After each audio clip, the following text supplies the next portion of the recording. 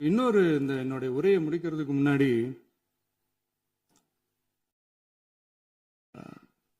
போயிட்டாங்க, பேசலாமா?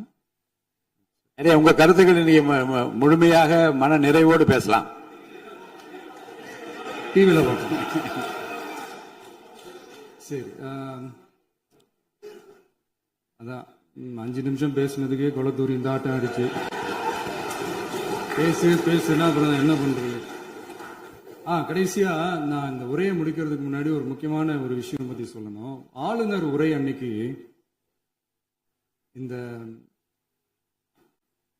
தமிழ் தாய் வாழ்த்துக்கு அப்புறம் தேசிய கீதம் பாடினது தப்பு, தேசிய கீதம் 2 முறை பாடினது தப்பு, அப்படி ஒரு நிகழ்வு இதுக்கு முன்னாடி இந்த சட்டசபையில நடந்ததே கிடையாது, அந்த மரபே மாத்திட்டீங்க, இப்படி ஒரு பெரிய ஒரு போர் மாதிரி எதிர்கட்சியை சார்ந்தவங்க எல்லாம் சொன்னாங்க இல்லையா? அந்த மாநில உரிமை போராளிகளை, அந்த மரபு காக்கிற உரிமை போராளிகளை ஒரே ஒரு கேள்விதான் கேட்கணும். 2021 ஆகஸ்ட் 2 ஞாபகம் இருக்கா? Centenary celebration of Tamil Nadu legislature. அந்த ஃபங்க்ஷன்ல நம்ம முன்னாள் முதலமைச்சர் கருணாநிதி அவர்களோட